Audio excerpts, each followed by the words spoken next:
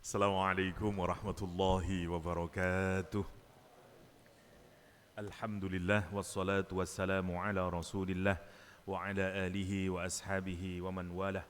Asyhadu an la ilaha illallah wahdahu la syarika lah wa asyhadu anna Muhammadan abduhu wa rasuluh wa safiyyu wa khaliluh addal amanah wa nasahal ummah wa jahada fi sabilihi haqqa jihadih. Ikhwa fillah rahimakumullah. Hari ini tanggal 3 sampun nggih. Ana Rabu, Kamis. Oh, tanggal 2 berarti ya. 2 Muharram. Salah satu bulan sebagaimana dibaca dengan suara yang merdu oleh qori kita tadi, ada 4 bulan yang disucikan tidak saja menurut orang Islam tapi juga bagi orang Quraisy nggih. Mulai bulan Dzul Qa'dah, Dzul Hijjah, Muharram dan Rajab. 4 bulan ini dimuliakan oleh orang-orang Quraisy dan mereka tidak melakukan peperangan di bulan haram. Dilalah kersaning Gusti Allah, sebelum masuk bulan Muharram telah terjadi gencatan senjata gitu, antara Israel kalian Iran hari Senin malam ya, sebagaimana yang diumumkan oleh Donald Trump. Menarik kalau kita pikirkan, kenapa memperingati Muharram menjadi sangat penting. Umar bin Khattab tahun 637-638 yang berinisiasi untuk membuat kalender sendiri ya, dengan menentukan bulan pertama dalam kalender Hijriyah atau Hijri kalender diawali dari bulan Muharram. Ini berangkat dari surat yang dikirimkan kepada gubernur umat Islam saat itu, yaitu Abu Musa al-Asy'ari. Di surat yang dikirimkan kepada gubernur Abu Musa al-Asy'ari itu tercatat bulan Sa'ban. Tetapi beliau bingung, ini Sa'bannya kapan? Sudah lewat atau masih yang bulan yang akan datang, karena ngitungnya nggak tahu startnya dari mana ini. Sehingga kemudian beliau kirim surat kepada Umar bin Khattab untuk dicarikan penyelesaian. Umar bin Khattab meminta izin kepada Rasulullah SAW dan singkatnya terjadi perdebatan. Sebagian sahabat meminta Ramadan sebagai awal bulan, sebagian yang lain meminta Rabiul Awal sebagai awal bulan, dan Umar bin Khattab menyatakan Muharram sebagai awal bulan. Reasoningnya Umar bin Khattab ada 2 alasannya. 1, karena Muharram dianggap sebagai titik tolak nanti hijrahnya Rasulullah SAW, meskipun hijrahnya Nabi bukan bulan Muharram. Lah menarik dah. Jumhur muarrikhin menyatakan bahwa Rasulullah niku hijrah bulan Rabiul Awal, 12 Rabiul Awal sampai di Kuba. Termasuk Ibnul Qayyim wonten Zadul Ma'ad, Ibnu Ishaq misalnya wonten sirahnya menyatakan 12 Rabiul Awal. Sebagian pendapat yang kurang kuat bulan Safar. Lah Ustadz, terus kenapa kalau Muharram itu kok dikaitkan dengan bulan hijrah? Karena memang persiapan hijrah itu diawali sejak bulan Muharram. 1. Yang kedua, kenapa Umar bin Khattab mengusulkan Muharram sebagai bulan awal buat kalender Hijriyah? Kalendernya orang Islam adalah, atau biasa disebut dengan lunar kalender. 1 tahunnya ada 354, beda kali solar kalender yang berbasis pada matahari, 1 bulannya 365. Karena itu jenengan lek zakat mboten ngitung bulan lunar solar, kedah ngitunge ndamel bulan lunar kalender, ngitung mulai bulan Muharram. Nanti jenengan kasep niku. Ibaratnya SPT ditegur niku teng kantor perpajakan. Jadi 1 tahunnya niku 1 tahun bulan Hijriyah. Nggih. Mergane paling gampang lek ngedalaken zakat damel pedoman bulan Hijriyah. Misalnya tiap Ramadan niku pasti mboten salah lek ngoten. Tapi lek jenengan tiap Juni pasti salah ya lek ngoten niku. Nggih, niku gampangane nggih. Jadi kenapa? Alasan keduanya adalah bulan Muharram persis muncul setelah bulan Dzulhijjah, yaitu bulan yang bagi orang Arab adalah bulan yang paling ibaratnya tiang niku ndamel gawe sing paling besar. Karena wonten haji niku, semua orang sedunia datang ke sana. Niku bukan hanya zaman sekarang, sejak zaman Nabi Ibrahim alaihissalam, hatta Nabi Musa alaihissalam ketika melamar pekerjaan ibaratnya karena nopo namine oleh Nabi Yakub yang oleh Nabi Syuaib yang nanti menjadi mertuanya, kata dia kalimat yang dipakai adalah bukan tahun samaniyata hijaj, menggunakan haji. Para mufassirin menyatakan hatta zamannya Nabi Musa itu orang sudah melakukan haji. Ngoten. Nabi Syuaib juga melaksanakan haji. Jadi ini sudah gawe yang sangat besar buat orang Arab. Sehingga pantas kalau memulai tahun itulah sause rame-rame toh. Maka Dzulhijjah puncak dari keramaian, puncak dari gawe nyambut wonten penggawean sangat besar yaitu ibadah haji, maka bulan depannya yaitu Muharram sangat tepat menurut Umar bin Khattab untuk dipakai, kata dia ini paling fit untuk start the new year, kira-kira begitu logikanya nih. Dan make sense dan diterima oleh Rasulullah SAW. Karena itu kemudian nama-namanya bulan Hijriah itu diawali dari bulan Muharram. Menarik nggih, nama-nama bulan Hijriah itu kalau kita bandingkan dengan Gregorian kalender Januari, Februari, Maret, April niku beda banget. Sama-sama kalau di Gregorian kalender niku sangat kental warna agamanya, yaitu keyakinan Romawinya. Karena hampir semuanya adalah nama-nama dewa.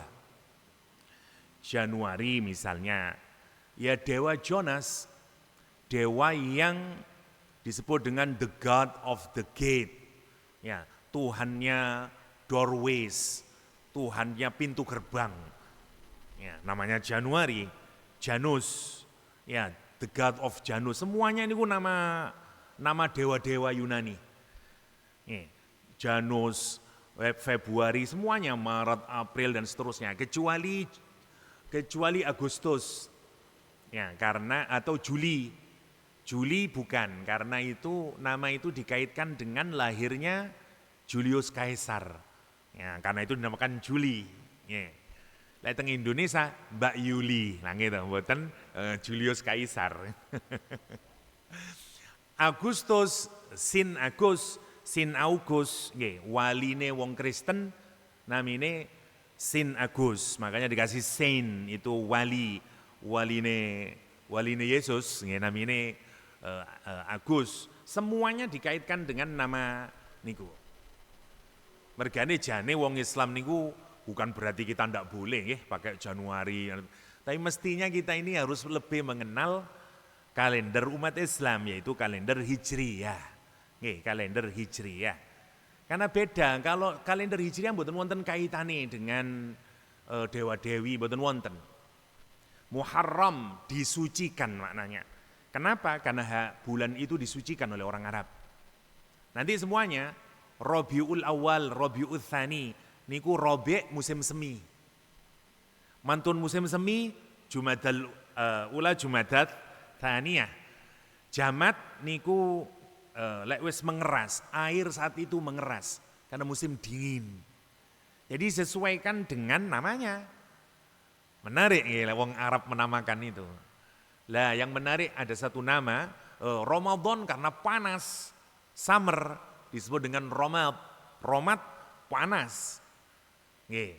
Syawal, menarik. Syawal itu musim kawine unta. Jadi ekornya unta niku, unta betina niku diangkat ke atas ngeten. Ngapunten nggih, untuk dilakukan perkawinan. Kados inseminasi niku lak ngoten to, dibuka lah dikasih. Lah niku riwen ngoten. Napa biasane lek wong Jawa nggih ngawinno sapi, ngoten-ngoten niku lho. Lah wong Arab niku Syawal niku lah napa namine tailnya napa tailnya ekor, Masya Allah, ekornya unta niku diangkat ke atas ngeten. Nah itu biasanya bulan kawin. Mestinya bulan kawin itu Syawal, ngeten, mboten bulan besar. Tapi wong Jawa besar sing bulan kawin. Sakjane cek rada padha kali unta Syawal nikah. Ngapunten, menarik kita melihat nama-nama bulan niku. Nggih, wonten logikanya sendiri-sendiri. Sayangnya kula mboten ngertos bulan Jawa. Pasti niku wonten karena niku bagian dari kebudayaan, culture setempat. Mesti wonten logikane kenapa dinamakan itu. Menarik. Kula mboten ngerti lek bos Jawa napa mawon bulan-bulane nggih. Tapi kita melihat yang Jawa asli nggih, yang Jawa sing wis rada kecampur nih lak wis campuran. Ada bias Arabnya seperti Syura. Syura niku mboten Jawa pun, niku Arab. Saking Asyura artinya 10, wong Jawa lah enak edok toh bahasa Arab niku. Syura repot ane iki buake wis Syura. Enteng wong Jawa niku. Lah nggih to. Haibah. Kan susah jenengan ngomong haibah, hebat. Lah gampang toh. Wong Jawa ngoten. Kita milih yang gampang-gampang mawon. Nggih, disesuaikan dengan lidah kita. Tapi menarik, pasti wonten maknane niku, termasuk bahasa yang kita pakai dalam tradisi Jawa. Ngapunten kula mboten ngertos lek teng Jawa napa mawon legi paing pon lek dina-dina terus lek bulan niku napa. Pasti niku menarik menawi dikaji. Nggih. Tanya sama anak-anak jurusan antropologi biasanya belajar ngoten-ngoten niku. Oke. Kita awali dari amaliyah wonten Muharram, baru nanti kita cerita tentang hijrahnya Rasulullah sallallahu alaihi wasallam. Tadi pengantar Mas nggih. Oke, mari kita lihat. Rasulullah sallallahu alaihi wasallam menyatakan, kata Rasulullah, "Man shama yauma Arafah kana lahu kaffaratan sanatain." Siapa yang puasa hari Arafah dilebur dosanya selama 2 tahun. Lah top to niku. Waduh, wingi kula mboten poso Ustaz. Wis mboten saged diulang. Pun ilang Arafane. Arafah pun ilang. Nggih, 9 Dzulhijjah kemarin kalau jenengan poso, dosa 2 tahun dihapuskan oleh Allah Subhanahu wa taala. Masya Allah ya. Saking hebate Yaumul Arafah. Lalu kalau Asyura nanti kata Rasulullah SAW, ketika ditanyakan su'ila an siyami yaumi Asyura, ketika ditanyakan tentang pahalanya puasa tanggal 10, napa terus Rasulullah SAW, yukaffirus sanah, menghapuskan dosa 1 tahun. Mergani monggo, napa maneh lek masjid, akhirnya engkau buka bersama tanggal 10, top. Nah ngoten to, 10, mangke berarti lek Rebo jangan hitung piyambak, 10 Muharram, lah niku sunnah kita berpuasa. Dan Rasulullah niku mengharapkan umatnya untuk berpuasa tanggal 9-nya juga. Jadi waktu Rasulullah ke Madinah niku, orang-orang Yahudi puasa tanggal 10 niku. Rasulullah bertanya kepada orang-orang Yahudi, kamu kenapa puasa hari ini? Hadza yaumun salih, kata dia. Ini hari yang baik. Najallah Musa wa qaumahu, kata dia. Allah menyelamatkan Musa dan kaumnya, bapak-bapak kami, nenek-nenek, kakek kami dulu, kata dia, di hari ini. Karena itu, ini adalah hari baik, kami bergembira, karena itu kami berpuasa. Dalam agama itu menarik ya. Tanda lek jenengan bahagia, karena dalam agama itu bahagia itu ruhani. Tanda ruhani kita bahagia siang. Kenapa kita puasa bulan Ramadan? Karena Allah menurunkan Al-Quranul Karim. Kebahagiaan paling besar nikmat paling besar yang diturunkan oleh Allah kepada kita semuanya adalah Al-Qur'anul Karim. Karena itu kita berbahagia, boten poso sedino, saulan, saking bahagiane.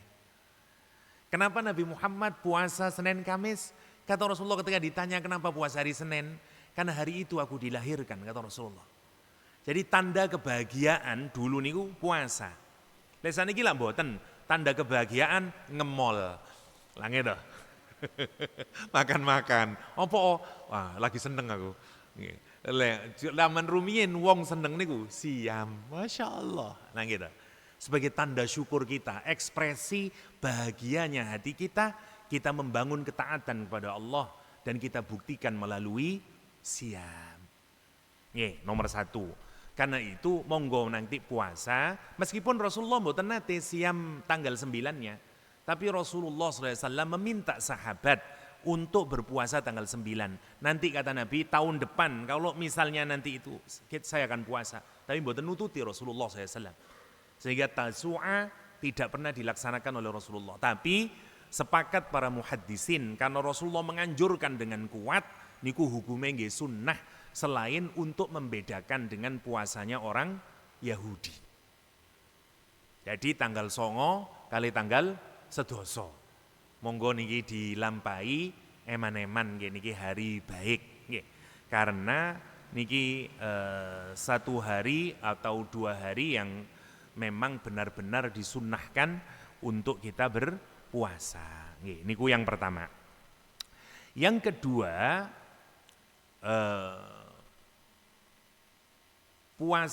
bulan Syura niki atau Asyura niki dikaitkan dengan banyak ibadah.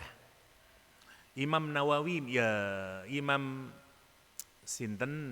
Nawawi Al-Bantani niku mendaftar wonten 12 ibadah.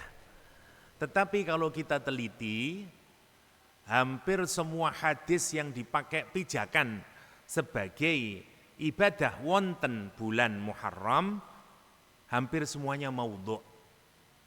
Yang kuat cuma 2, begitu penilaian dalam Nihayatuz Zain. Ada 2 saja yang paling kuat. Nggih.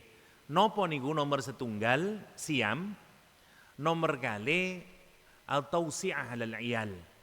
Jembaraken, loman, membantu kepada keluarga. Jadi mestine bulan Muharram itu bulan kita memanjakan keluarga kita. Sing loman menawi bulan Muharram teng, nah seneng nih ibu-ibu teng kula nggih. Teng keluargane. Muhaddisin yang lain mengartikan iyal di sini bukan berarti keluarganya sendiri saja, tapi juga anak yatim, tiang ingkang boten gadah. Karena itulah kemudian muncul tradisi setiap Asyura kita menyantuni anak yatim. 2 ini kuat, dalilnya sahih. Yang lain niku diragukan, boleh dilakukan asalkan jenengan boten nyandaraken teng Gusti Kanjeng Nabi. Misalnya sholat malam bulan Asyura, atau nanti lek ngei bukoan bulan Asyura oleh ganjaran 50 tahun. Niki maudhu' sedaya saja nih hadise. Tapi jenengan nopo salah ngaringi nopo namine iftar tiang siam musae pasti wonten ganjarane, tapi mboten 50 tahun. Ngoten lho maksude niku. Jadi nopo sing direkomendasikan oleh Imam Nawawi Al-Bantani 12 ini mboten salah, tetap saged dilaksanakan. Yang ndak boleh hanya mendasarkan kepada Rasulullah SAW. Karena menurut penilaian ulama-ulama kita, mboten saking salafi nih, menurut penilaian ulama-ulama kita, hadisnya memang bermasalah. Yang 2 niki mawon sing muttafaq, ini disepakati. Jadi monggo misalnya masjid mangke ndamel acara santunan anak yatim, sae niku. Sae. Termasuk ngusap kepalanya dan seluruh ini bagian dari karena kita ingin berbahagia. Niku bulan Muharram. Yang ketiga yang berkenaan dengan bulan Muharram. Di masyarakat Jawa, bulan Muharram itu dikaitkan dengan keangkeran. Mergane mboten wonten wong Jawa kawin bulan Syura niku mboten wonten. Tanggal 10 Syura kawinan kaya aib. Niki lagi-lagi khurafat. Boten nangsal, boten wonten niku. Justru dalam Islam 10 Asyura itu hari terbaik. Hari di mana Allah banyak mengulurkan pertolongan. Dalam I'anatul Talibin ada 20 kejadian di tanggal 10 bulan Asyura nih, bulan Muharram ini. Nabi Adam dilahirkan, Nabi Adam diterima tobatnya, perahunya Nabi Nuh mendarat di atas bukit Judi, Nabi Yunus dikeluarkan dari perut ikan. Nanti sedaya kuatah nggih. Semuanya terjadi kapan? 10 Asyura. Nabi Musa diselamatkan dari kejaran Fir'aun, semuanya 10 Asyura. Kok iso ndadak moro 10 Asyura itu dadi angker nih loh. Sampai wonten filmnya Malam 10 Syuro. Lah ngono. Wong Jawa 10 Asyura ngetokno keris kabeh. Nggih, padha ngumbah. Ngumbah keris niku 10 Syura. Niku dugi pundi keyakinane kula nggih mboten ngertos, sing jelas mboten saking Islam niku. Nggih saking kejawen mungkin, nggih. Tapi mboten napa-napa pun jenengan waduh ojo lamaran bulan Asyura, engko nggarai cerai. Mboten wonten, mboten angsal ngoten niku umat Islam niku. Justru ini bulan baik. Muharram itu bulan baik. Ngoten nggih, mboten usah percaya teng ngoten-ngoten niku. Mboten wonten dalile. Hatta kita bergembira dan kita wujudkan dalam bentuk puasa. Nggih. Memang bagi orang Syiah, lah niki sing rada beda. Bagi orang Syiah bulan Muharram bulan tangisan. Bulan wah niki paling rame nih mangke teng Irak, teng Iran, teng Bahrain, negara-negara sing kathah tiyang Syiah niku paling bulan yus kados Ramadhane lah. Karena nanti 40 hari mereka akan melakukan semacam peringatan terus-menerus Maktal Karbala.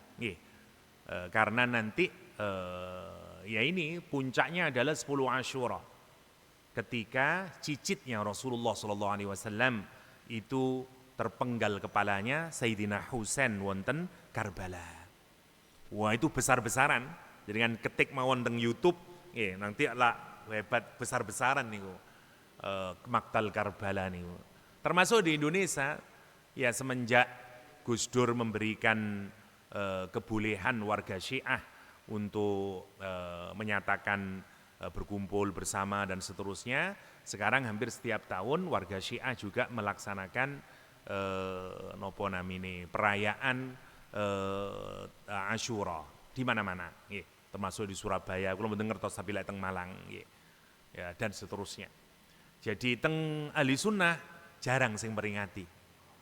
Wakila nih jenang suro niku sebenarnya simbolisasi dari wafatnya Imam Husain yang diperingati oleh tiang Jawa rumiyin. Wallahu a'lam, saya tidak tahu kebenarannya, tapi wonten tulisan artikel ilmiah Kang Jalal dulu, dia melakukan penelitian antropologi tentang ragam budaya Asyura yang ada di tanah air. Dan ternyata semuanya wonten kaitane kali terbunuhnya cicitnya Rasulullah Sayyidina Husain. Saya tidak tahu nopo niki biasi Ustaz wallahu alam, kula mboten nyelidiki sampai jauh. Tapi menarik memang kalau kita pikirkan jenang suro. Saniki pun jadi jarang tiang damel jenang suro, tapi lek teng kampung-kampung tek Tasin niku suro mesti damel jenang suro lah gitu niku zaman dahulu. Wallahu alam. Tapi memang ini peristiwa yang mengharu biru. Bayangkan semua keluarga Nabi terbunuh semuanya di Karbala. Dan hanya tersisa satu keturunan beliau namanya Ali. Nanti pulang sujud terus Ali ini karena mengingat kematian seluruh keluarganya. Yang disisakan cuman kaum perempuan sama satu nih Ali yang masih kecil dulu. Nah niku mawon sujud terus sampai dikabarkan radi melengkung punggungnya Ali, sehingga digelari oleh para orang-orang saat itu, oleh kaum mukminin sebagai Zainal Abidin As-Sajjad. Niku gelare Ali. Ali Zainal Abidin As-Sajjad. Nggih. Ali perhiasannya orang yang ahli ibadah, yang nemen angsali sujud teng Gusti Allah. Anak saya laki-laki saya namakan Sajjad. Kula ngalap barokah teng putune Kanjeng Nabi. Nggih. Nggih, kersane cek seneng sujud, nggih. Cek mboten nyang donya ae lak ngoten. Kersane sujud teng Gusti Allah. Kula namakaken Sajjad, nggih. Namine donga nggih dari orang tua nggih. Napa mambusi Ustaz nggih mboten, wong niku putune Kanjeng Nabi kok lha nggih. Ya, kita ini dulu Imam Syafi'i karena sering membicarakan tentang keagungan ahli bait sempat dituduh sebagai Rafidhah, sebagai orang Syiah. Dan niku Masya Allah tidak dihukumi, bahkan wakilah diikat kakinya dan seterusnya. Dibawa ke Baghdad pemerintahan Islam saat itu. Masya Allah. Sampai imam terkenal kata-kata Imam Syafi'i, kalau mencintai keluarga Nabi adalah Syiah, maka ketahuilah aku adalah Rafidhi, aku adalah Syiah. Kata Rasulullah, kata Imam Asy-Syafi'i. Boten nggih. Kita ini nggih wajib mencintai keluarga Nabi. Lah salah satu kelemahan ahli sunnah adalah kita ini boten terlampau memahami sejarah keluarga Rasulullah. Berbeda dengan kaum Syiah. Nopo niki wonten alasane, keranten terlampau banyak fitnah di dalamnya. Sehingga para ulama memang tidak membicarakan di ruang publik. Karena lek mboten saged mangke timbul banyak fitnah. Karena itu biasanya itu hanya dikonsumsi di lingkaran kampus, ngoten orang yang studi tentang sejarah. Tapi mboten wonten kan jarang pengajian tentang nopo terbunuhnya Imam Husain, jarang niku. Napa maneh kita kan tidak pernah tahu sopo berapa putranya Fatimah, sinten mawon, anake, bagaimana riwayatnya Imam Ja'far Shadiq, dan seterusnya dan seterusnya. Padahal lek menawi jenengan maos tiba, jenengan waos semuanya niku. Masya Allah, dan seterusnya dan seterusnya. Bahkan kita banyak di antara orang Islam yang mboten ngerti sejarah Imam Hasan, Imam Husain, padahal cicitnya Rasulullah sallallahu alaihi wasallam. Kenapa? Lagi-lagi niki nggih kedah koreksi buat kita, terutama di bulan Muharram. Monggo kita fahami niku, karena penting juga mengenal gimana dulu Imam Hasan, siapa diracun terbunuhnya Imam Hasan. Dan Masya Allah, memang semuanya tentang fitnah. Biasanya dikenal dengan mihnah, ujian yang sangat besar dalam dunia Islam. Baik Hasan sama Husain. Masya Allah. Niku saya mboten berpanjang ke sana, mangke mawon di lain kesempatan. Nanti mboten sios bahas hijrah, karena dawa nyeritakan Imam Hasan kali Husain ini. Kita lanjut mawon. Salah satu kehebatan bulan Muharram juga dikenal dengan Syahrullah. Kalimatnya dalam Al-Quran juga disebut dengan Syahrullah. Bulan ini istimewa, bulan Muharram nih. Jadi monggo kita singkirkan mana yang boten sesuai dengan ajaran Islam. Niku boten usah terlampau dipercaya. Ustadz, apakah kita ini tidak percaya, tidak boleh ngikutin budaya? Boleh, asalkan nggih mau niku mboten melanggar tauhid, mboten melanggar dengan ajaran agama, monggo mawon. Sikap kita niki terhadap budaya di dalam agama niku mboten anti. Sepanjang budaya tersebut tidak merusak keimanan kita. Ngoten prinsipnya niku. Aqiqah dulu juga bukan dari Rasulullah sallallahu alaihi wasallam. Niku tradisine sinten? Orang Arab. Orang Arab kalau punya bayi, dia sembelih, sebagian darahnya diusapkan kepada Tuhan-Tuhan mereka, patung-patung sing wonten di sekitaran Ka'bah, sebagian dagingnya kemudian ditaruh di dekat di bawahnya patung tersebut. Begitu cara mereka kalau melakukan kurban atau aqiqah. Dan sebagian darahnya lagi dipopokaken teng mrikine bayi. Diusapaken ngeten. niku tandane akikah. Oleh Nabi diganti kemudian. Makanya turun ayat Al-Quran, la yanalullah luhumuha wala dima'uha. Allah tidak menerima daging dan darah dari yang kalian korbankan untuk Allah. Enggak itu yang diterima. Kenapa? Karena tradisi orang Quraisy dulu begitu. Ngoten riwayat asal usul turunnya ayat ini. Dikritik justru oleh Al-Quranul Karim. Ngoten. Nabi tidak merusak, tetap diambil akikohnya, tapi diganti sekarang sebagai tanda kebahagiaan. Kita punya anak, disembelih, dimasak, dibanyakkan kuahnya, kita bagi kepada tetangga kanan kiri. Gusti Allah mboten purun gule, nggih, mboten purun sate, lah ngoten to.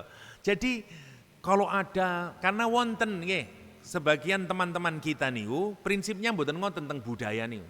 Islam itu harus merubah budaya. Mboten ngoten dalam agama niki. Kapan dirubah budaya? Menawi budayane mboten bener. Contoh, kaya napa budaya yang bener? Salah satu model pernikahan wong Arab niku adalah open house. Jadi wong wedok niku lek kepengin kawin, salah satu cara bentuk pernikahan di kalangan orang Arab, pintu rumahnya nanti dikasih tulisan. Ya, welcome guys, ya, open house. Dan dia calon perempuannya itu, gadisnya berada di dalam rumah, dia akan menerima tamu yang dia seleksi. Bisa 10, bisa 20, melbu mas, oke mari, engko sore maneh, oh monggo mas, melbu maneh. Nanti sampai kemudian dia mantun, misalnya orang polo, dicatat semuanya niku, KTP ini nomornya piro dan seterusnya. Mantun ngoten, nanti lek hamil dia berhak memilih salah satu dari 20 tadi. Niku salah satu cara pernikahannya wong Quraisy sebelum Rasulullah SAW. Kathah modele, nggih, kados Lombok, wonten Bali, kawin lari, lah ngoten to. Dan seterusnya. Lah menarik to, Lombok nggih kawin lari wonten karena dianggap kurang gagah. Lanang lek ndak nggawa sing wedok gomblayu iku wis enggak gagah, enggak tanggung jawab kira-kira ngoten. Bukti kalau dia wah nopo lanang siap tanggung jawab, gawon. Wah, ngoten. Iku menurut ini kan budaya setempat, ini kebijaksanaan lokal orang Lombok, lah ngoten ta. Ya kita harus respect terhadap budayanya. Begitulah cara orang Lombok memaknai manhood, nggih, ketegaran, kekokohan, tanggung jawab, lah ngoten. Justru lek kene sing njaluk melempem iki lanang capopo ya ngoten. Jadi namanya budaya relatif. Lah, tapi yang kados ngeten mboten ya wis saiki tak genti ae rek ya. Mboten tetep dilarang oleh Rasulullah, mboten wonten. Jadi ngoten teng Islam niku nggih, kalau bertentangan dengan syariat tidak dijalankan. Nah, sama dengan kita menghadapi syura nih, kan banyak di syura niku. Malam 1 syura, malam 10 syura. Wah, sampai filmnya kata, jenengan mboten percaya jenengan klik malam 10 syura kata. Niku saking banyaknya campur aduk dengan kejawen budaya kita dan seterusnya. Saya bukan anti nggih, ngumbah keris yo napa Ustaz? Nggih mboten napa-napa. Ya munggah keris kecuali sampean punya keyakinan engko lek bulan Syura terus metu anune, wah iku sing kita hindari mawon. Lah gitu. Ya, jadi pun ngumbah keris tok, ngumbah bojone jenengan nggih mboten napa-napa solo Syura. Niku maksudnya. Niki ya, oke, sekarang kita masuk ke sejarah ya. Niku mau berkenaan dengan amaliyah yang kita kaitkan dengan bulan Muharram. Jadi sekali lagi, mari monggo puasa. Ustadz, kalau saya puasa mulai besok, boleh. Rasulullah SAW dalam hadis menyatakan, siapa kata Rasulullah, man shoma yauman minal Muharram, siapa yang puasa 1 hari saja dari bulan Muharram, falahu bikulli yaumin, maka dia mendapatkan pahala seharinya salasuna yauman, sama dengan puasa 1 bulan. Tapi top toh. Nggih, makane jenengan misalnya aku tak poso lah, mulai meneh berarti tanggal 3 nganti tanggal 10 mboten napa-napa. Nggih, mboten napa-napa. Tapi yang istimewanya adalah tanggal 9 dan 10. Nggih. Terus dengan santunan anak yatim nggih sae. Nggih. Mari kita sekarang agak perlebarkan sedikit, saya tidak jelasin ya nopo mawon 20 terlampau banyak. Oke, kita masuk saja kersane kita bisa melihat apa sih peristiwa hijrah niku.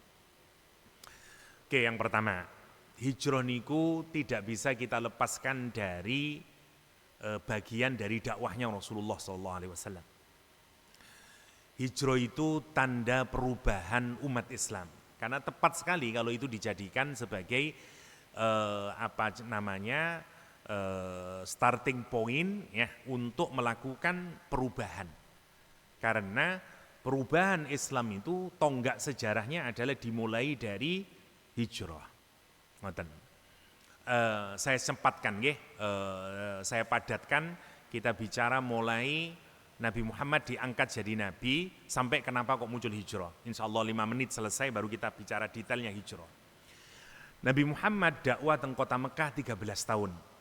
Tahun 1 sampai tahun ketiga disebut dengan dakwah sirriyah. Dakwahnya sembunyi-sembunyi. Door to door. Kalau sholat dibalik semak-semak. Nanti kalau ketahuan oleh orang Quraisy dibully. Dibully, dipukulin para sahabat Nabi. Sampai Nabi Muhammad memutuskan rumahnya Al-Arqam bin Abil Arqam dijadikan tempat ngaji dan tempat sholat. Jadi rodo aman pun. Tahun keempat turun ayat Al-Quran fasda' bima tu'mar wa a'rid anil jahirin wa angdzir ashiratakal aqrabin. Disuruh sekarang oleh Allah SWT menyampaikan apa yang diperintahkan oleh Allah. Wes ojo mikiri musuhmu Muhammad. Udah minguo. Terus Al-Quran wa'rid anil jahilin. Berpalinglah kamu dari orang-orang jahil itu. Sejak itu Rasulullah kemudian dakwah secara terbuka. Efeknya tentu makin parah. Pembunuhan, caci maki, opresi. Abdullah bin Mas'ud ditampar sampai bengkak matanya, keluar darah dari telinganya. Habbab bin Arad dipanggang punggungnya. Dan seterusnya lah seperti yang kita ketahui semuanya. Wah, sampai mboten kiat, kira-kira tahun ke-5 Rasulullah meminta kepada sahabatnya ben tidak mboten dizalimi terus untuk melakukan migrasi pertama kali atau hijrah pertama kali ke Habasyah. Sekitar 80 sampai 90 orang berangkat ke sana dipimpin oleh kakaknya Ali bin Abi Thalib, Ja'far bin Abi Thalib. Utsman tumut waktu niku sama istrinya. Ummu Salamah ikut di antara mereka berangkat ini ke Habasyah. Ndak mudah nggih. Kula mboten ceritakan detailnya, singkat cerita lumayan. Rodok saged dihindari opresi terutama bagi mereka yang lemah. Ya, sukunya yang tidak kuat, pindai kata Rasulullah SAW. Daripada mengalami opresi di kota Mekah. Akhirnya semakin menjadi-jadi tapi Rasulullah masih punya benteng yang sangat kuat. 1, 2 sukunya Rasulullah sangat kuat. 1 Banu Hashim dan Banu Abdul Muthalib. Yang kedua pemimpin kota Makkah adalah pamannya Rasulullah sendiri, yaitu Abu Thalib. Sehingga meskipun dia benci kepada Rasulullah dan dakwah, boten saged melawan terang-terangan. Membunuh boten berani. Sampai pegel wong Quraisy, singkat ceritanya mereka melakukan negosiasi. Orang itu kalau sudah mentok baru dia mau negosiasi. Kados Amerika kali Israel kemarin, kok modarnya ini Israel dan seterusnya. Ya wis negosiasi. Lah gitu. Roto-roto ngoten. Lah akhirnya dia negosiasi kepada Abu Thalib. Dia bilang begini, Abu Thalib, kita sudah berusaha mati-matian mencegah dakwah ponakanmu itu. Tapi dia terus tidak pernah peduli. Kita kasih uang, kita mau begini macam-macam kita tawarkan, dia tidak pernah peduli. Maka jangan salahkan kami kalau suatu hari kami melakukan pembunuhan kepada ponakanmu. Ditinggal kemudian rapat dadaan Banu Hashim kali Banu Abdul Muthalib.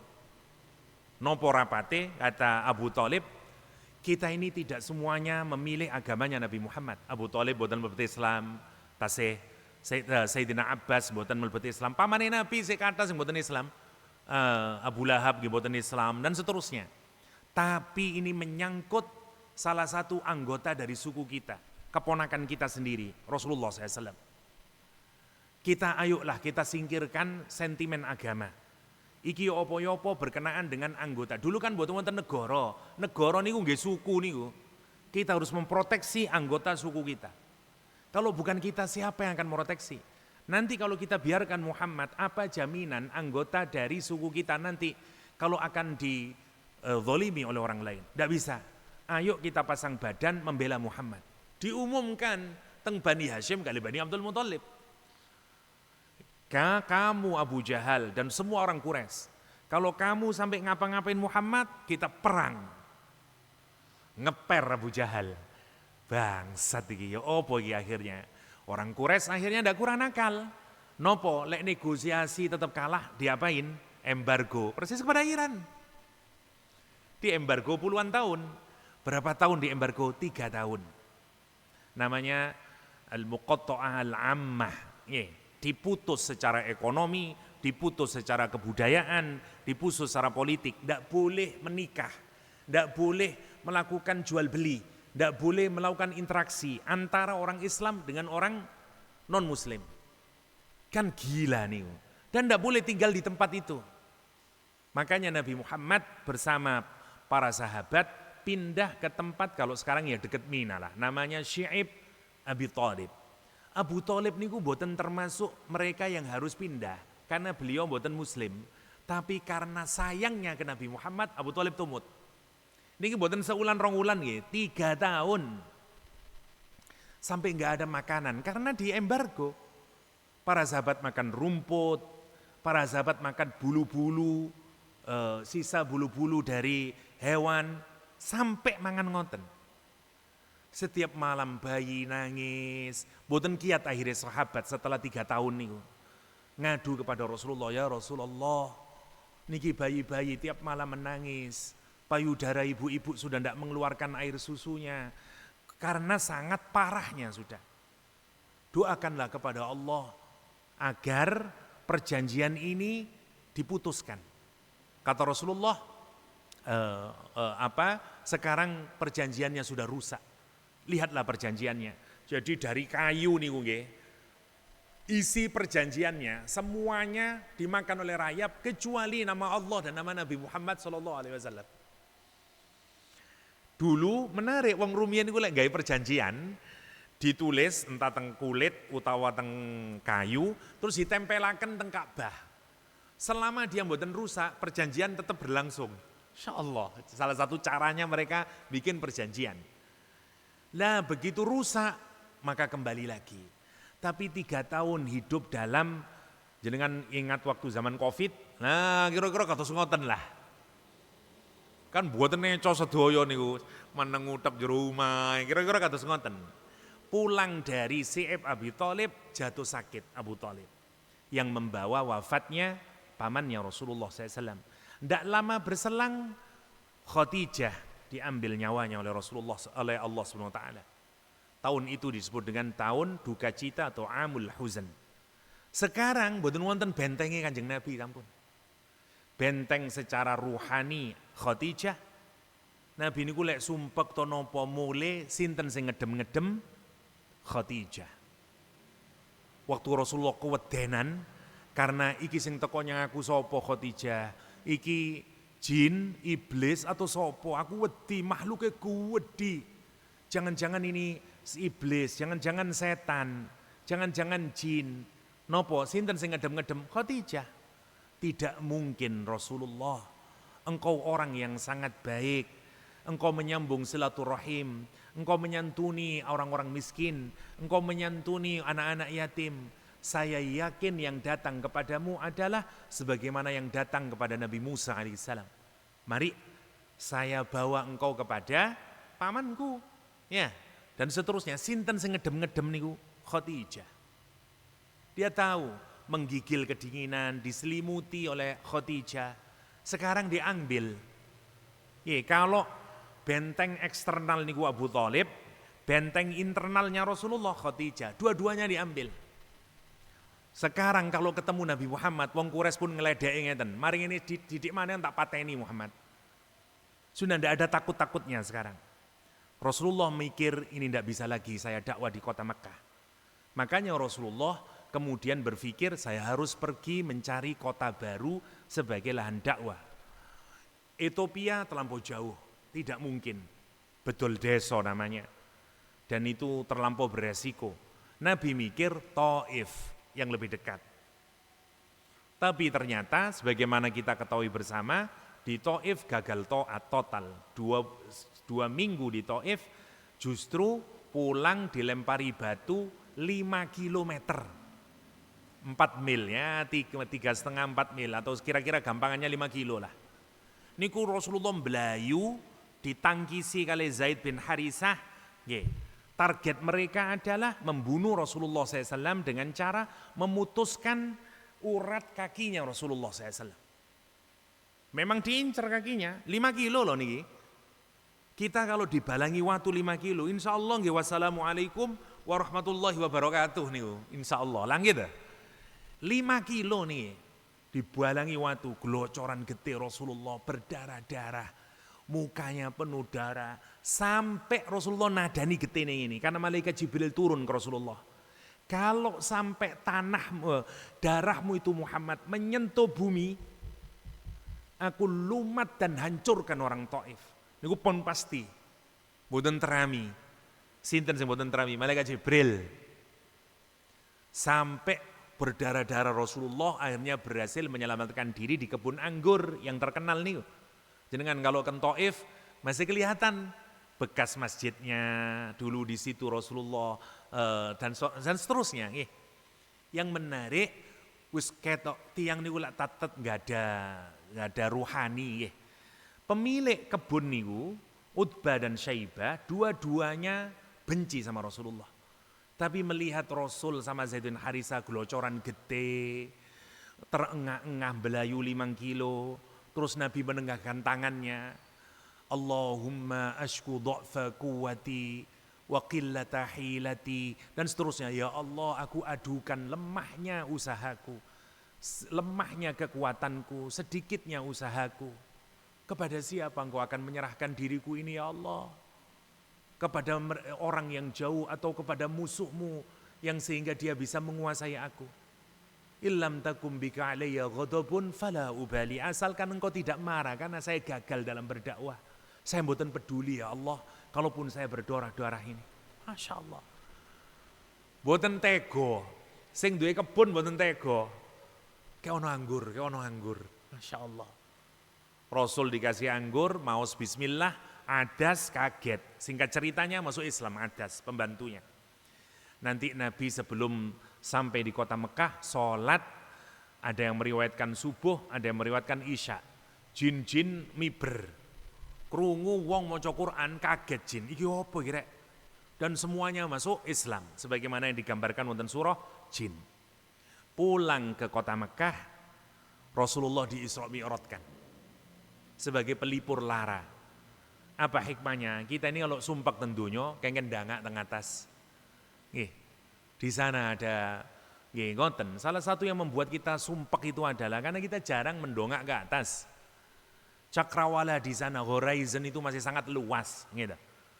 Wis umai cilik, enggak tahu nontok langit, tambah sumpek rasanya, langit toh. Bojo ngamu anae, dan seterusnya wis tambah sumpek langit. Nah, menarik. Singkat ceritanya mantun ngoten, tinggal satu sekarang Rasulullah. Saya ke Taif gagal total, tinggal satu peluang dakwahnya. Nah ini bibit hijrah. Kata Rasulullah, peluang saya berdakwah tinggal kota Mekah, mboten saged, pun mentok. Tidak bisa lagi berdakwah di Mekah. Akhirnya Rasulullah SAW memutuskan ini saya harus mendakwai orang-orang yang haji di bulan haji. Waktu mereka bermalam di Mina, itulah kesempatan Nabi mendatangi mereka. Diparani, teng maktabe siji-siji niku diparani teng Kanjeng Nabi. Didakwai sembunyi-sembunyi biar tidak kelihatan. Karena orang Quraisy selalu melihat semua tindakan Nabi. Lah kebetulan Yasrib itu makna dasarnya mencela, meremas, itu Yasrib. Waqila juga Yasrib adalah nama orang yang membuka kota itu, namanya Yathrib. Yathrib dihuni oleh dua suku yang sebenarnya mbae sami. Tapi kan biasa ngoten niku, wis dadi ini gede tukaran terus perang 120 tahun, jangan bayangkan. Mboten nate damai.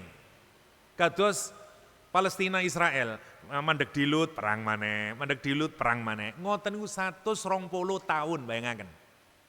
Lah sebelum Nabi Muhammad berdakwah itu di Mina, mereka melakukan perang besar-besaran namanya perang Bu'ats. Hampir semua generasi tuanya mati semuanya. Tinggal kelompok anak muda. Ada 1-2 kalangan tua, tapi hampir ya 90% mati kabeh. Sehingga itu bikin shock orang Yathrib. Iki awak-awakan iki opo-opoan rek. Kenapa kita membunuh saling saudara? Terus nyeletuk wonten satu orang. Saya dengar di kota Mekah ada orang mengaku menjadi nabi.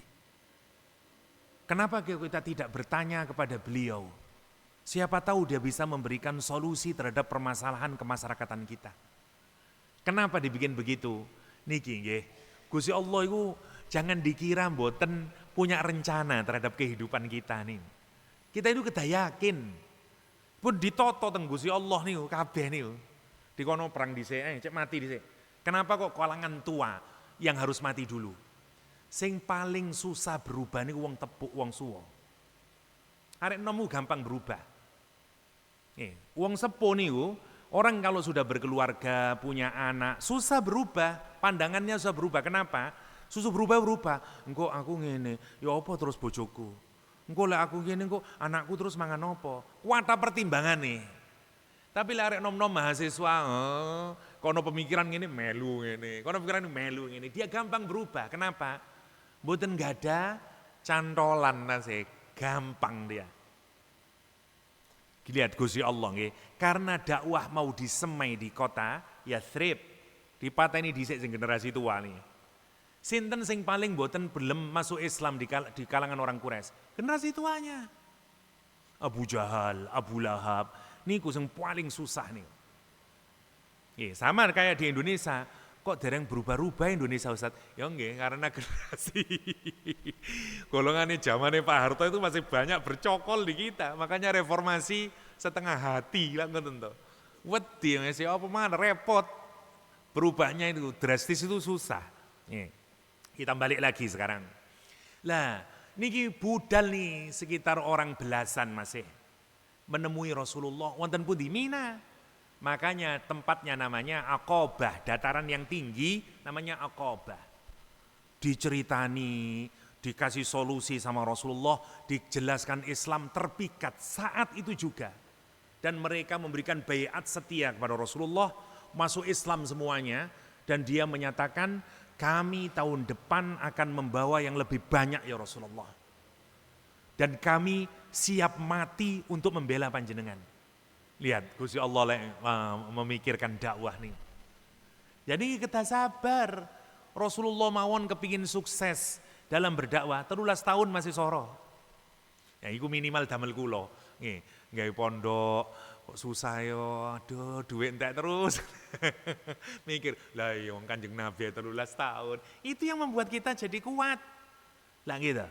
Masya Allah kalau kita pikirkan. Apa yang terjadi kemudian? Singkat ceritanya, tahun depan datang lagi. Sekarang hampir sekitar 40-an, 50-an jumlahnya. Dan mereka semuanya memberikan kesetiaan, namanya bai'ah Aqabah kedua. Mereka menyatakan, monggo ya Rasulullah, kita sudah persiapkan, jenengan kalau mau berhijrah ke Madinah, kita semuanya sudah persiapkan. Dan kita siap mati membela panjenengan mangke di kota Yathrib. Jadi pun diajangi ombo sekarang Rasulullah Sallallahu Alaihi Wasallam. Udah, apa terus permintaannya orang Yathrib? Kita ini sudah masuk Islam dan tapi kita ndak ngerti, ya nopo fikih, ya nopo Quran, ya nopo hadis. Tolonglah kirimkan satu ulama kepada kota Yathrib. Rasul memilih sinten? Mus'ab bin Umair. Wong yang ganteng, suarane enak, pewinter, namanya Mus'ab bin Umair. Memang dakwah niku paling top kalau berkumpul tiga nih. Winter, suara enak, ganteng. Lah kira-kira seperti Qori kita lah. Nah gitu. Masya Allah. Kadang karena orang itu kadang-kadang mboten tertarik teng napa nih pesane dulu. Wong kok cek ganteng ya rek, tak ngrungokno dhisik lah. Ngoten nggih. Karena itu penting. Penting penampilan penting asalkan mboten untuk manusia. Kita misalnya berpenampilan yang baik saat dakwah niku penting. Kenapa? Karena itu kalau kita niatkan untuk dakwah sae. Tapi lek cek wah, cek awake keren ya. Ndak ngene ndak pantes aku dadi ustaz. Mboten ngoten niate niku. Niatnya untuk itu boleh. Boleh. Lah singkat ceritanya, lah ini juga menjadi dalil. Apakah boleh orang menerima upah ngajar agama? Boleh. Dalilnya napa? Mus'ab bin Umair. Mus'ab bin Umair digaji teng Rasulullah tiap bulan. Kongkon dakwah tok terus mangan napa lek mboten oleh. Karena itu dakwah beliau. Nanti berapa keluarga yang diislamkan sebelum hijrahnya Rasulullah SAW? Nabi hijrah niku sudah ada 80 keluarga diislamkan oleh Mus'ab bin Umair. Niki wong biyen nggih, lha lek satu keluarga duwe anak zaman biyen kula mawon 5 anake. Lha lek zaman biyen mboten wonten TV, mboten TikTok, satu-satunya hiburan adalah ya istrinya sendiri lah gitu. Anaknya ya 10 paling minim. Katakanlah buat 10 aja lah. Kalau 80 keluarga, 12 atau bikin aja 10 lah. 10 kali 80, 800 orang masuk Islam oleh satu orang. Mus'ab bin Umair, Masya Allah. Hebatnya Mus'ab bin Umair. Lah, setelah makin parah, wis mboten kuat maneh wong Quraisy. Niki lek diterusno bahaya. Turun perintah hijrah. Rasulullah kemudian mulai menyatakan kepada sahabatnya, "Rek, ayo hijrah. Sudah turun perintah dari Allah, kalian boleh berhijrah." Saya belum ceritakan orang-orang yang hijrah nih, mangke lek nutut waktu nih, mboten nutut nggih di lain kesempatan nih. Singkat ceritanya, mulailah para sahabat ini hijrah. Nggih, sampai Umar, wong Arab, wong Quraisy tambah gusar. Iki engko lek yo apa iki? Gimana kita ini? Rapat mereka dadaan di balai RW. Namanya Darun Nadwa. Zaman saat ini balai RW. Rapat dadaan, wonten wong tuwa saking nejet. Assalamualaikum. Loh, sinten sampean Pak? Badhe nopo? Saya mau ikut rapat. Siapa kamu? Kak saya dari Najd. Saya sinten niku? Setan. Iblis nyerupa orang tua dari Najd karena ikut nimbrung rapate wong Quraisy. Langsung mulai rapat. Ya apa iki? Enake diapakno iki? Iki beberapa orang Islam sudah mulai pindah ke kota Madinah. Apa yang kita lakukan? Usul pertama. Usul saya. Menurut saya inilah kesempatan kita. Biarkan saja wis Muhammad hijrah. Kita ndak mumet. Kalau orang Islam semuanya pindah, wah Mekah aman. Wong tua ini mau, setan ini, iku usul sing paling elek. Kenapa? Kalau kalian melepaskan ke sana, kamu ndak tahu bagaimana hebatnya Muhammad dalam berdakwah. Maka mulut manisnya Muhammad akan mereguk semua hatinya orang Madinah. Madinah akan menjadi kekuatan politik yang sangat kuat. Dan kalian suatu saat akan diserang oleh Madinah. Oh iya bener iki Pak Tuai. Iblis ngoten. Usul kedua, gini saja kalau begitu. Kita tangkap Muhammad, kita kerangkeng, ndak usah kasih makan sampai mati dewe. Kata Pak Tua, iki yo juga usul sama buruknya. Karena berita ini pasti akan terdengar oleh orang Madinah. Dan kalian justru membangkitkan emosinya orang Madinah. Karena guru mereka dibiarkan tidak makan sampai mati. Pasti mereka akan datang kepada kita untuk menyerang.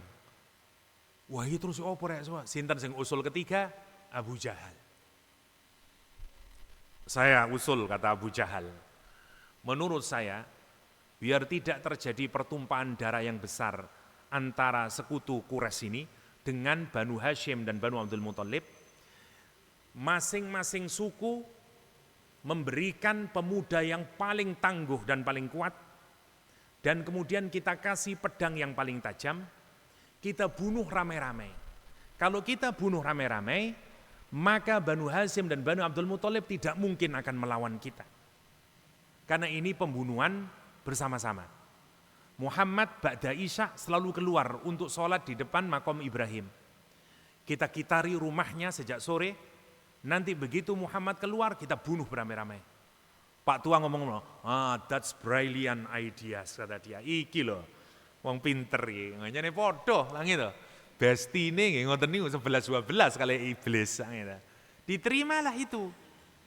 Maka kemudian semua mengasah pedangnya dan seterusnya. Siang hari ini Malaikat Jibril turun ke Kanjeng Nabi. Muhammad, nanti malam kamu hijrah. Nabi mboten nangsal karepe dhewe niku, mboten nangsal. Sahabat yang lain suruh hijrah, tapi Nabi tidak boleh sampai datang perintah dari Allah. Baru boleh hijrah. Muhammad, nanti malam kamu berhijrah bersama Abu Bakar. Abu Bakar niku wis kepingin hijrah. Tapi engko Kanjeng Nabi sapa sing ngancani? Engko ya apa? Dadi mboten budal-budal Abu Bakar niku. Krana mikir engko sapa sing ngancani Kanjeng Nabi. Tapi kate ngomong nyang Kanjeng Nabi, ya Rasulullah jenengan kula kancani nggih lek hijrah, koyok kemoncolen. Ya lek aku sing dikarepi Kanjeng Nabi. Lah lek sahabat liyane, mboten tutuk angsale ngomong. Sungkan, nah gitu. Masya Allah nggih para sahabat niku. Dadi Abu Bakar iku cuman nyimpen jero atine. Aku ndak tak budal sampai Kanjeng Nabi budal. Tapi sebagai sahabat yang sangat baik, dia sudah menyiapkan semuanya. Perbekalan makanan, tukang lacak GPS, trackernya dia sudah siapin, dia sudah hire, dia sudah bayar. 2 kuda yang paling terbaik dia sudah simpan, semuanya disiapin. Tiba-tiba di siang hari, Abu Bakar wis ngenteni, muga-muga aku dijak bareng. Tok Rasulullah. Assalamualaikum, waalaikumsalam. Ahlan wa sahlan ya Rasulullah. Wonten napa ya Rasulullah? Abu Bakar, engko bengi hijrah ambek aku. Dengan saya Rasulullah, seweneng Abu Bakar. Ya hebatnya Abu Bakar. Napa terus ya Abu Bakar Siddiq? Ya Rasulullah, saya menyiapkan kuda 2. Monggo jenengan pilih salah satu, sampean mana yang sampean sukai, ambil ya Rasulullah. Ibarat saniki, kula menyiapkan 2 Mercedes-Benz ya Rasulullah. 1 BMW, 1 Lexus katakanlah. Jenengan pilih mana yang jenengan senengi. Lek kula sing dikengtenaken teng jamaah, kira-kira jawab apa kula? Alhamdulillahirabbil alamin. Barakallahu fikum. Wah, donga-donga kula lha ngene. Tidak Rasulullah sallallahu alaihi wasallam. Napa Kanjeng Nabi? Enggak Umar, enggak Abu Bakar, engkau tak bayar. Akhlak itu yang harus kita tiru. Masya Allah ya Kanjeng Nabi ini. Di perang Uhud, napa perang Badar menawi mboten kelintu, niku karena sedikitnya mboten perang Badar, Hunain menawi mboten kelintu, kula menawi mboten Tabuk, salah satu perang pokoknya. Niku saking setitike kendaraan, 1 orang 3, satu unta 3 orang. Kanjeng Nabi barengan kali Bilal kali Sayyidina Ali, 1 unta. Gantian melaku 1 kilo, engko ganti sing munggah, sing meneng unta sapa, ganti sing mudhun maneh. Ngoten. 1 kilo maneh ganti maneh. Lah pas mari Rasulullah dulu, habis itu turun Rasulullah. 2 sahabat ini ya sinten sing purun, mboten purun sedaya. Bilal kali Ali bin Abi Thalib mboten purun, monggo ya Rasulullah, kita akan terus berjalan membersamaimu. Monggo jenengan gunakan unta ini sampai di tujuan. Napa Rasulullah? Memangnya saya tidak lebih kuat daripada kamu? Inilah hebatnya pemimpin kados Rasulullah nih. Boten kepingin digongaken. Kemana sekarang kita mencari pemimpin model begitu nih? Boten wonten saling ini. Niku true leader. Wong sakniki yo apa arek-arek ngono sing gen arek-arek kopi gak ono, tenda ngoten Ustaz saiki zaman sakniki lang itu. Ya masyaallah kalau kita nyuntuh Rasulullah niku ngoten. Masya Allah, kita kalau mikir ngoten kok Masya Allah, bagaimana sahabatnya tidak jatuh cinta sama Rasulullah? Karena begitu akhlaknya Rasulullah SAW. Saya tidak lebih lemah dari kamu. Dan saya juga mengharapkan banyak pahala. Bukan hanya kamu yang mengharapkan pahala. Mbok kira aku lek numpak unta tok, lah gedean awakmu sing mlaku. Enggak, aku yo kepengin oleh akeh ganjarane. Masya Allah, Rasulullah. Lek kula niku yo ngerti yo ta, ngono niku santri, mlaku ae lak ngoten to. Allah, niku Rasulullah sallallahu alaihi wasallam. Aduh hebatnya Rasulullah nih. Untone Kanjeng Nabi niku ala dua mboten nate wonten sing iso ngalahaken. Buanter mlayune. Untoe para sahabat kabeh kalah. Suatu hari datang orang Badui ngejak tanding balapan unta. Menang. Semua sahabat niku sedih kabeh. Yo mesakaken Kanjeng Nabi. Untone kalah. Yo opo iki? Pancene Badui kurang ajar pancene ngene-ngene. Rasulullah melihat raut muka yang sedih dari semua sahabatnya. Napa terus Rasulullah? Rek, semua itu ada waktunya. Enggak boleh kita ini Rasulullah yang ngoten, ngedem-ngedem atine para sahabat. Masya Allah, hebatnya Kanjeng Nabi ini. Ngoten, ada kalanya kita menang, ada kalanya kita kalah. Biasa saja. Coba bayangkan, teng pundi kita mencari pemimpin model kados ngoten niku. Masya Allah. Kita ini tidak butuh ya, belajar nopo ndaki teori kepemimpinan. Teoritis nih mboten wonten asline. Tapi jenengan melihat kepemimpinan Rasulullah mboten usah teori. Wis jemleger wonten. Justru sampean bisa melahirkan teori kepemimpinan, prophetic leadership. Nggih, ala Rasulullah sallallahu alaihi wasallam. Masya Allah, memukau Rasulullah sallallahu alaihi wasallam. Lah nopo singkat ceritane pun berangkatlah Rasulullah SAW, kalau cepetaken ya. Wah begitu malam hari, terus Ali bin Abi Thalib dikengken awakmu sing turu ndek kene Ali, gawian selimut tekan Hadramaut niku, selimut kesukaannya Nabi dari Yaman, lorek-lorek kon turu ndek kene, selimutono. Nabi membuka pintu sambil membaca surat Yasin sampai ujungnya waja'alna min baini aydihim saddan wa min khalfihim saddan faghshaynahum fahum la yubsirun. Mboten sumun bukmun, mboten wonten riwayat sing sumun bukmun niku. Nggih, niku riwayat ilmu kesaktian lek sumun bukmun niku. Lek teng tafsir riwayate mulai maca Yasin wal Qur'anil Hakim innaka labidal mursalin sampai waja'alna min baini aydihim saddan wa min khalfihim saddan faghshaynahum fahum la yubsirun. Ngambil pasir disiratakan teng Kanjeng Nabi teng kabeh langsung ngantuk kabeh ngelek turu kabeh, tidak ada satupun yang bangun. Nah jenengan mangke coba naik mobil atau sepeda motor ngarep kono polisi lali mboten beto SIM pun duwirit Yasin wal Qur'anul Hakim pas waja'alna min baini aydihim ambil pasir siratono polisi, insyaallah dikaploki jenengan. Gitu. Masya Allah. Waja'alna dan kami jadikan min baini aydihim dari arah depan mereka saddan penutup.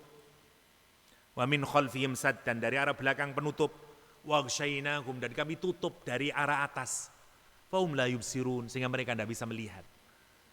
Angsal jenengan menggunakan wasilah ayat Al-Qur'an untuk minta kepada Allah angsal. Kados ayat ini. Bener-bener akhirnya fahum la yubsirun mboten saged ningali. Ustaz, nopo kula angsal ngamalaken ngoten dadi donga. Angsal misalnya jenengan nopo lah. Pas keweden panopo, anopo waduh. Sing pokoke hal yang bener nggih. Jenengan wasmaun waja'anna min baini aydihim was. Wis wisale ngono. Dadi dukun banget. Ja'alna min baini aydihim saddan wa min khalfihim saddan faghshaynahum fahum la yubsirun. Udah berangkat kemudian. Udah disiapin. Siapa yang angon, anaknya yang laki-laki suruh angon wedhus. Karena nanti tapak kakinya sinten Mbak Aisyah ya, niku sing nggawa panganan. Ya, nanti kan dia jalan kaki ke gunung ke Wathur itu. Lah bekas kakinya suruh nutupi kali jejak-jejak kambing niku. Semua dipikir teng Kanjeng Nabi. Masya Allah ya. Hebatnya. Abu Jahal begitu ngelilir kabeh mana kok buka gak ono tiba-tiba Ali diseret sampai ke depan Ka'bah dipukuli habis-habisan Ali bin Abi Thalib. Kemana Muhammad? Saya tidak tahu. Ma'arif sampai toto Indonesia namanya Ma'arif gitu. Yayasan Ma'arif. Wong Arab lek ngomong saya tidak tahu, salah satunya adalah Ma'arif. Nopo yayasan NU kok mboten maju-maju soale Ma'arif. Niku guyonane wong NU ngoten. Yayasan kok ma'arif ini gimana? La yamutu fiha wa la yahya. Masya Allah. Ini guyonane kanca-kanca NU ngoten biasa nih. Balik maneh. Lah asma, niku sing bagian nggawa napa namine panganan niku mau. Didorong teng Abu Jahal, jatuh dia sampai kurang ajar ya Abu Jahal. Sampai marah Abu Jahal ngasih pengumuman, siapa yang bisa membawa Muhammad mati atau hidup baginya 100 ekor unta. Semua orang wow, 100 ekor unta ini. Nabi Muhammad naik, niku gua Thur karena ndak dipakai oleh orang. Jadi jalannya masih susah, batu-batu jenengan kalau melihat gunung-gunung Saudi niku batu-batu tipis niku nyocoki teng kaki niku. Berdarah-darah niku munggah hatta Rasulullah SAW. Tutuk Rasulullah baru masuk, napa terus Abu Bakar, ya Rasulullah kula riyen ya Rasulullah. Dibersihkan oleh Abu Bakar, kainnya dia potong-potong. Di setiap lubang dia kasih kainnya, terus tinggal satu lubang nopo 2 lubang, saya lupa riwayatnya. Akhirnya dia menggunakan kakinya untuk penutup karena dia yakin gua yang ndak pernah dihuni manusia, kok ono bolongane, ya kalau ndak ulo, cala jengking, wis pokok sebangsane niku. Baru kemudian dia persilakan monggo ya Rasulullah. Dia memberikan pahanya sebagai bantalnya Rasulullah sallallahu alaihi wasallam. Mergane boten wonten tiyang niku sehebat Abu Bakar As-Siddiq setelah Rasulullah SAW. Dan Rasulullah tidur di atas pahanya Abu Bakar As-Siddiq. Pas pun ngeten niku kali istirahat, lah salah satu yang di lubang yang ditutupi dengan kakinya menggigit, ditahan dia biar tidak mengeluarkan suara. Saking seakan dengan Kanjeng Nabi, engkau lah aku mengeluarkan suara, Kanjeng Nabi tangi, ditahan tapi air mata menetes, boten kiat. Karena menahan sakit niku, netes teng pipine Kanjeng Nabi, tangi Kanjeng Nabi. Mayubki kayak Abu Bakar. Kenapa kau menangis Abu Bakar? Niki ya Rasulullah. Dalam riwayat diidoni mangke teng Rasulullah. Kakinya sembuh kemudian. Itulah kenapa dukun-dukun waras. Masya Allah. Saya itu ngoten teng sirah niku, Masya Allah. Mantun ngoten dikejar. Niku wonten dhuwure pun kuda-kuda niku naik ke atas. Ini guanya, di atasnya niku kuda-kuda. Gemeter Abu Bakar. Nopo terus Abu Bakar? Ya Rasulullah, kalau mereka nonton ke bawah, mereka pasti melihat kita. Karena gemeternya. Kata Rasulullah, kenapa kamu takut? Lihat jawabannya Abu Bakar, boten kula waca Arab nggih, terlampau kesuwen pun langsung kula cerita akan mawon. Terus Abu Bakar, kalau saya yang mati ya Rasulullah, saya ini hanya satu orang. Kalau engkau yang mati, maka seluruh umat ini akan mati. Itulah yang saya takutkan ya Rasulullah. Abu Bakar mboten mikir awake. Lek kula mati kula mboten peduli, siapalah saya ini, saya Abu Bakar, cuman satu orang. Kula mati nggih wassalam pun. Tapi kalau jenengan nanti yang terbunuh, jenengan ini bapak satu umat. Masya Allah. Makanya terus Rasulullah menyatakan, nopo terus Kanjeng Nabi, la tahzan innallaha ma'ana. Ojo wedi, jangan sedih, Allah bersama kita. Masya Allah. Dan seterusnya. Kalau burung di depannya niki riwayat dhaif. Wonten sing tetap menceritakan, wonten para peneliti sejarah menyatakan ini riwayat dhaif. Terserah jenengan nerima nggih mboten napa-napa, mboten nerima nggih mboten napa-napa karena agak lemah yang wonten napa namine laba-laba, terus ono burung dara sampai wonten susone dan seterusnya. Wonten riwayate tapi niku dhaif riwayate. Singkat ceritanya pun ndak ketemu. Lah wonten tiang namine Suraqah bin Malik. Suraqah niki tracker. Dia ngumpul-ngumpul kali koncone teng kampunge. Wonten tiang baru pulang dari satu tempat. Loh, tekon di sampean Cak. Loh aku mau loh. Wong-wong jarine ngeleki Nabi Muhammad yo. ambek Abu Bakar, terus ambek siji maneh sing tukang penunjuk jalan. Aku loh tadi ngelihat 3 orang berjalan ke arah sana ngene. Langsung Surakoh ngomong nopo? Gak mungkin iku, ndak mungkin Nabi Muhammad wa Abu Bakar. Kalau saya ini tracker, saya tahu jalan menuju Madinah. Orang kalau ke Madinah ndak mungkin lewat jalan situ, kan ngawur ae, ndak mungkin niku. Karena yang bicara Surakoh, semua orang sebalik RW percaya.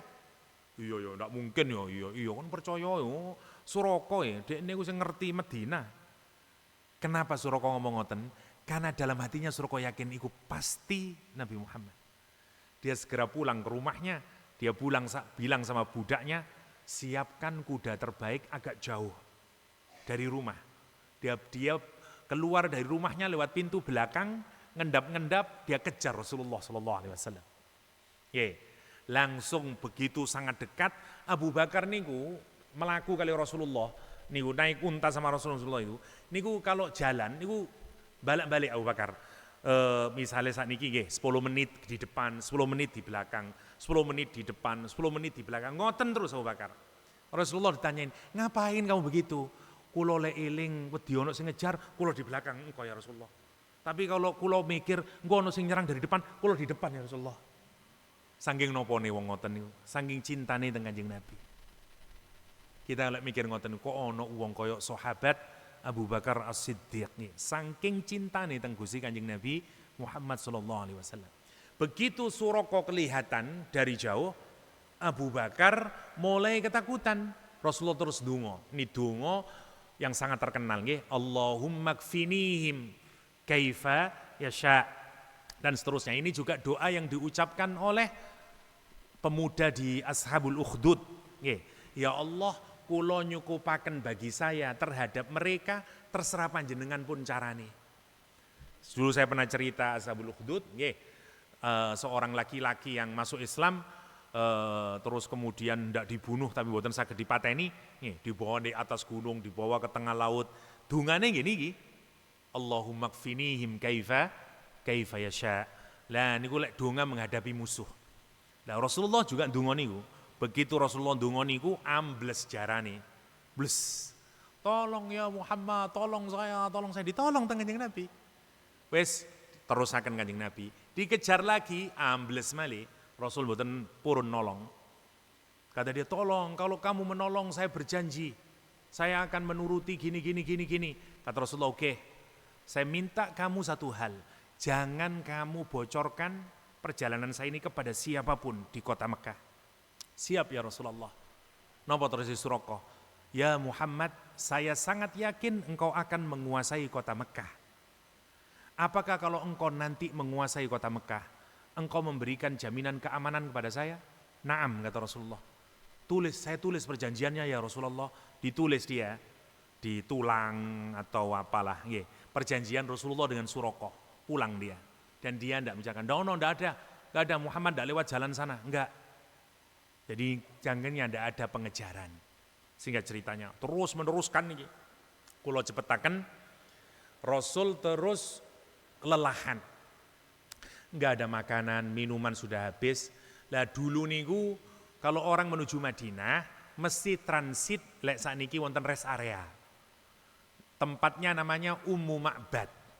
Ya, niki wong wedok sing sangat loman. Semua wong dulu tradisi zaman dahulu iku ngoten nggih. Lek ana musafir jalan, ya diparingi pangan, paringi air susu dan seterusnya. Kayak orang dulu lah. Rumah orang Jawa dulu di depannya lak wonten kendi toh, dipersilakan. Wataknya orang zaman dahulu begitu. Sekarang pun mboten wonten. Zaman dulu lah Ummu Ma'bad itu rumahnya ngoten. Dia wis terkenal dari rest area. Kesitulah Rasulullah. Kebetulan suaminya enggak ada. Terus ditanyain sama Rasulullah, di mana suamimu? Suami saya keluar. Bolehkah saya minta susu? Kata dia. Kebetulan kambing kami kurus-kurus, sekarang tidak ada yang mengeluarkan susu. Kata Nabi, bolehkah aku memegang kambingmu yang satu itu, yang kurus itu? Silakan. Dicekel teng Rasulullah langsung. Wah, jadi lemu-lemu, langsung diperas air susunya. Dan Rasulullah meminum kali Abu Bakar As-Siddiq. Dan Ummu Ma'bad itu memperhatikan Rasulullah mulai tekan sirai sampai sikile. Langsung ibarat wong sakniki napa namine? Love for the first sight, ya. Cinta pada pandangan pertama. Langsung keplek-keplek, kok ono wong lanang kaya ngene nih. Makanya hadis tentang riwayat bentuknya Rasulullah, salah satunya yang paling lengkap bentuk fisik nih, adalah hadisnya Ummu Ma'bad. Kata beliau, dia kalau diam sangat tampan, ya. Kalau berbicara tidak perlu ndanga orang karena tidak terlampau tinggi, tapi tidak perlu dingkluk karena dia tidak, dan seterusnya. Wah, wajahnya bersih, matanya hitam, putihnya sangat putih.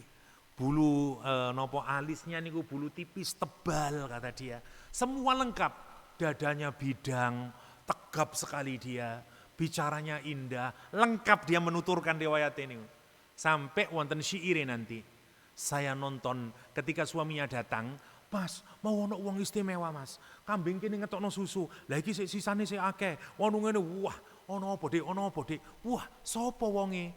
Terus dia baca syair.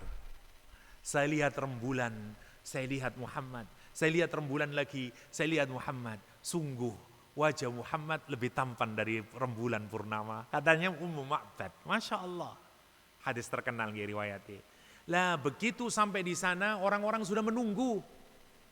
Semua orang menunggu kehadiran Rasulullah SAW. Lah kebetulan dari segi penampilan coro, wah lebih keren ini, Abu Bakar lebih necis penampilannya. Orang-orang Madinah niku cuman ngerti namanya. Kebanyakan mboten ngertos kaya apa sih Kanjeng Nabi, nggak tahu. Rumiyin dereng wonten YouTube, TikTok dereng wonten. Dia cuma tahu namanya. Wah dari jauh kelihatan mengepul, wah itulah Rasulullah. Langsung terkenal niku mereka menyenandungkan solawatan yang kita sampai detik hari ini itu Tola'al badru alaina min saniyadil wada dan seterusnya niku nggih. Akhirnya dan orang-orang mengira sinten Rasulullah niku Abu Bakar Siddiq. Wah, Abu Bakar sing disalami, ayo mari Rasulullah menengahi. Sampai akhirnya Rasulullah duduk. Apa yang dilakukan Abu Bakar? Abu Bakar mengambil daun dedaunan atau pelepah kurma karena cahaya matahari sudah mulai mengenai wajahnya Nabi. Terus diyupi ngeten. Baru saat itu semua orang tahu, loh tiba sing Kanjeng Nabi keliru mau. Itu ceritanya ini. Masya Allah ya. Dan Rasulullah kemudian sampai di kota Baqi'. Apa yang dilakukan Rasulullah pertama kali, kemudian bangun masjid nih. Rasulullah tinggal di rumahnya Abu Ayyub Al-Ansari, sing kuburane wonten Turki nih. Karena semua wong munafik menyatakan, monggo ya Rasulullah, nginep teng griya kula, monggo ya Rasulullah. Sing sinten sing boten maringi, sinten Rasulullah menyatakan enggak. Sesungguhnya unta saya inilah yang menentukan di mana saya akan bermalam, ya, dan seterusnya. Mandek persis di depan rumahnya Abu Ayyub Al-Ansari. Abu Ayyub wong boten pati gadah asline. Nggih. Dia rumahnya tingkat kali dan seterusnya. Monggo pinar ya Rasulullah, jenengan teng atas mawon. Nggih, biar kita yang di bawah dan seterusnya. Kata Rasulullah, enggak, ojo, soalnya kan aku akeh tamu engko. Aku ndek ning sorae, sampean sing ndek dhuwur. Nurut wedi dengan Kanjeng Nabi, di atas dia. Musim dingin, dia ndak berani menggerakkan tubuhnya. Takut nopo? Debu-debu mengenai wajah Rasulullah sallallahu alaihi wasallam. Pas wonten ibarat sakniki niku tempat air. Niku tumpah mengenai tubuhnya. Kuatuen sewengi, ngeder, tapi ndak berani, mau turun ndak berani, wonten Rasulullah SAW. Sehingga akhirnya ndak kuat, sampai akhirnya ngomong, Abu Ayyub Al-Ansari dengan istrinya itu, ya Rasulullah, jenengan tenginggil mawon, kita sungkan ya Rasulullah. Nah, nanti Rasulullah beberapa hari tinggal di sana, nopo namine, saya akhiri dengan satu kisah sahabat mawon yang hijrah, sampun hampir jam 9, satu terakhir. Namine kok lupa malah nama ini. Ar-Rumi, Syihab bin Sinan Ar-Rumi. Syihab bin Sinan Ar-Rumi, Syuhaib bin Sinan Ar-Rumi niku orang Irak, mboten wong Arab, orang Irak. Irak dulu niku bagian dari Romawi. Kan Irak itu Babilonia dan seterusnya, terus pernah dikuasai Romawi. Lah waktu Romawi menguasai Irak, bahasa resminya Romawi. Lah Syuhaib niku anak kecil di masa Romawi, karena itu ngomongnya bahasa Romawi, Syuhaib. Tapi dia dijadikan budak, terus dia lari sampai tutup Mekah, gampangannya, melarikan dirinya nih. Didol sampai akhirnya melarikan diri ke Mekah. Lah sampai singkat ceritanya masuk Islam, lah terus mulai dagang sogeh. Salah satu orang kaya Mekah adalah Syuhaib bin Sinan Ar-Rumi. Tapi dia mboten nggak ada suku lah, wong Irak. Dia ndak punya suku, backup family nggak punya. Begitu turun hijrah, perintah hijrah, Syuhaib mensiapkan dirinya untuk hijrah. Begitu dia keluar, dia kaget, rumahnya telah dikepung oleh orang Quraisy. Dia dilarang untuk hijrah. Akhirnya mumet, aduh ya apa iki wong-wongi. Sehari ndak bisa, 2 hari ndak bisa. Hari ketiga dia mulai mikir, kayaknya saya harus bikin strategi. Malam hari saya akan pura-pura sakit perut. Saya akan bolak-balik kamar mandi. Wis dipakai. Orang Quraisy terus mikir, Syuhaib lor weteng, tidak mungkin melakukan perjalanan malam ini. Dah tidurlah mereka. Begitu mereka terlelap, pergilah Syuhaib. Tapi tidak lama kemudian terjaga orang Quraisy, dikejarlah Syuhaib. Terpojok Syuhaib di satu pojok. Syuhaib mengeluarkan panahnya sama pedangnya. Nopo kata Syuhaib, kamu tahu aku adalah salah satu pemanah terbaik. Kalau ada di antara kalian yang maju, aku lepaskan anak panahku.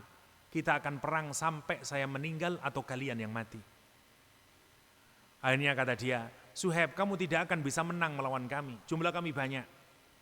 Terus Syuhaib terus mikir-mikir, iya apa aku kok ndak oleh hijrah niku. Kata Syuhaib, apakah kamu melarang saya? Apa alasanmu melarang saya? Enak saja kamu mau pergi dari kota Mekah. Dulu kamu orang miskin, dulu kamu seorang budak, sekarang kamu menjadi salah satu konglomerat di kota Mekah. Giliran kamu sudah kaya, sekarang kamu mau pergi ke kota Madinah.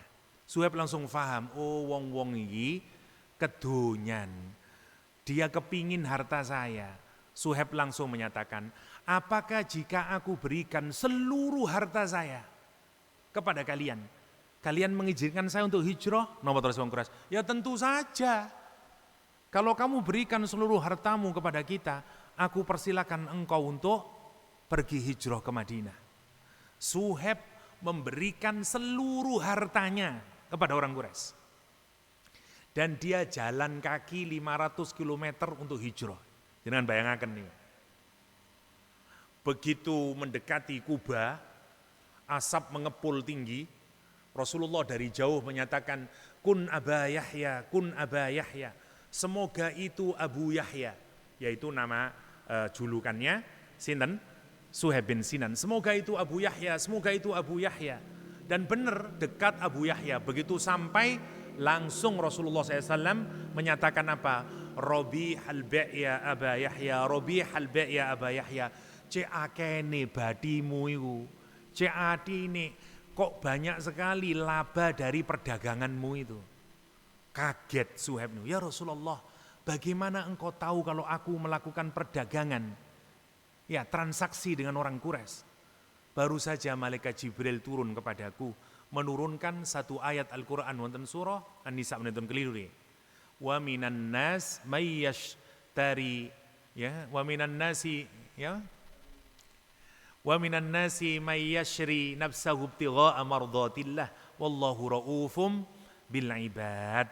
Kata Allah SWT, di antara manusia ada orang yang menjual dirinya atau membeli dirinya. Dengan apa? Dengan seluruh hartanya. Asalkan dia bisa hijrah. Dia lakukan itu semata-mata hanya mencari ridhonya Allah SWT. Allah sangat pengasih penyayang kepada orang yang model kayak begitu. Ayat ini turun untuk Suhaib bin Sinan Ar-Rumi. Masya Allah. Muhajir kita yang sangat istimewa nih. Masya Allah. Lah niku hebate Gusti Kanjeng Nabi. Lah terakhir, bagaimana dengan kita hari ini Ustaz?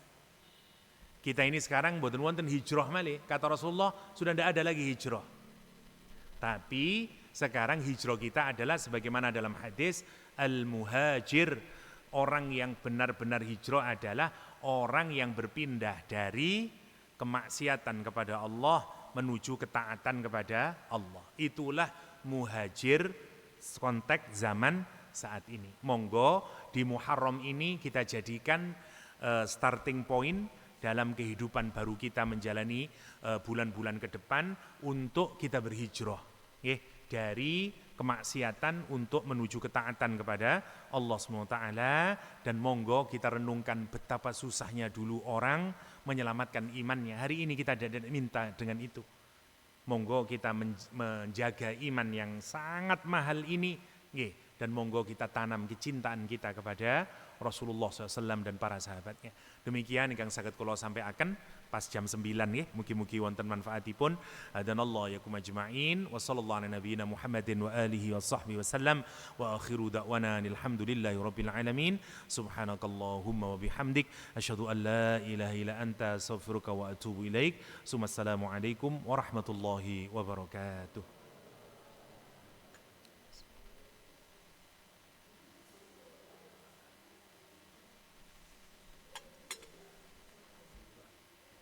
Doa. Kita akhiri dengan doa ya. Allahumma salli ala Sayyidina Muhammad wa ala ali Sayyidina Muhammad alhamdulillahi rabbil alamin. Allahumma salli ala Sayyidina Muhammadin salatan tunjina biha min jamil ahwali wal afat wa taqdi lana biha jami'al hajat wa tutahhiruna min jami'is sayiat wa tarfa'una biha indaka 'ala darajat wa tuballighuna biha awsal ghayat min jami'il khairati fil hayati ba'da al mamat. اللهم اصلحنا ديننا الذي هو عصمة أمرنا وأصلحنا دنيانا التي فيها معاشنا وأصلحنا آخرتنا التي إليها معادنا واجعل الحياة زيادة لنا في كل خير واجعل الموت راحة لنا من كل شر. ربنا ظلمنا أنفسنا وإن لم تغفر لنا وترحمنا لنكونن من الخاسرين. ربنا آتنا في الدنيا حسنة وفي الآخرة حسنة وقنا عذاب النار وادخلنا الجنة مع الأبرار يا عزيز يا غفار يا رب العالمين. سبحان ربك رب العزة عما يصفون وسلام على المرسلين والحمد لله رب العالمين.